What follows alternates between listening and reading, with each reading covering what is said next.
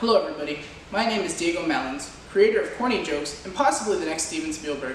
I'm here today to talk to you about the mythical and inexistent land of Canada, famous for their tiny military, their fear of the dark, and their incessant need to apologize. Before I start, let's get those 3 geography terms that we need to include out of the way. I'm going to pick random items from these handy dandy guides that Mr. Lutz gave us, and then go off script and try to talk about Canada. Here we go. Large-scale maps. Canada is an example of a large-scale map because it's simply just, a country. Of course, it's not the largest scale it could be, but it is a large-scale map. Demographic transition model. Canada is in stage 4 of the demographic transition model. I did not search that up. Sex ratio. Medical revolution. The medical revolution allowed for Canada to be able to make a healthcare that was available to everyone, even though it sucks. But it's pretty good because everyone has it, which is better than us. The reason for this video is for my desire to visit Canada, of all places. I'm going to tell you a little bit about why I would want to go there. Get it? Boat. It says pause for effect, so. The first reason for my visit would be simply to prove that Canada isn't real. And that's it. Now, assuming it turns out to be real, which I highly doubt, the following reasons would be good reasons to visit as well.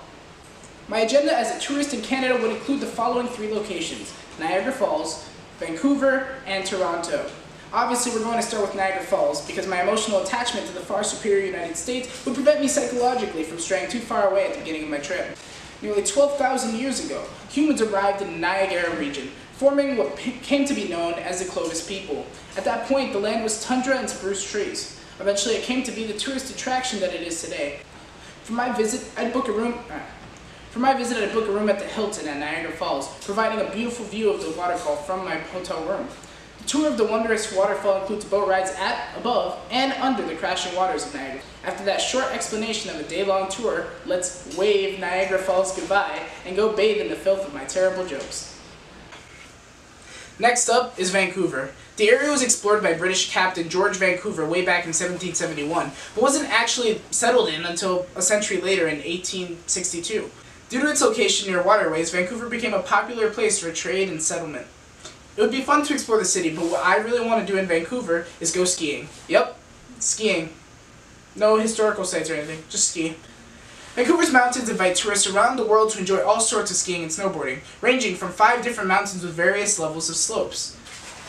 Skiing can be fun for kids and adults alike. And from there we move on to the last destination. Alright, so last but not least, Toronto. The cool thing about Toronto is that it's not, Niagara Falls and Vancouver all have one purpose, but it's a city, there's so much to do in Toronto. Toronto is the unofficial capital of Canada, you know what I mean?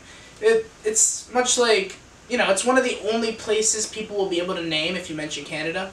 Toronto is Canada's New York City, and the first thing I do in Toronto is visit its Empire State Building, known as the CN Tower. What makes the CN Tower special? This award-winning dining and entertainment destination features the world's highest outdoor walk in a building, known as the Edge Walk. The best/worst part is, the elevator is glass-fronted and glass-forward panel, so don't look down. Next, I'd head to the Ripley Aquarium, a display of aquatic animals so beautiful it shames Mass Blast more than it's already shamed. Located in the heart of downtown Toronto, the aquarium brags of its worthy presentation, featuring impressive fish to visitors.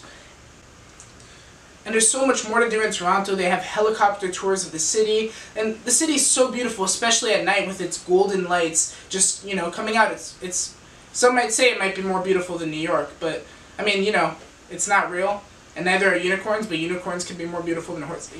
Never mind. And that concludes my trip to Canada. Now, it's time to add a shameless plug to make myself feel like I'm an actual YouTuber, even though I rarely post anything. Thank you for watching. Please, subscribe for more and stay tuned for next week's video where I prove why Canada isn't real.